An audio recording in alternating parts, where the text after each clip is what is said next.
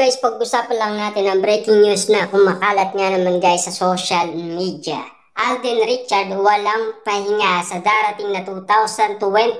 Kaliwat kanan ang naghihintay sa kanya. Grabe nga naman kasi guys, dahil alam naman natin napakasipag ni Alden Richard. Dahil alam naman natin guys, merong haka-haka na magkakasakit daw si Alden Richard sa pagod. Pero, yun kasi guys ay ula lamang. Nasa sa inyo na yan kung paniniwalaan ninyo ang hula. Pero, ang alam naman natin guys, swertihin siya ngayon darating na 2025. Diba? Kita nyo naman guys, no?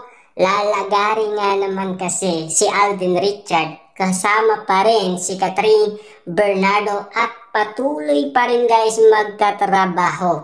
Sipag-sipagan nga naman kasi guys sina Catherine Bernardo at Alden Richard dahil alam naman natin marami pa rin umaasa sa kanila na mapanood nga naman kasi ang pelikulang Hello, Love Again ng ating mga kababayan na hindi nakakauwi ng Pilipinas.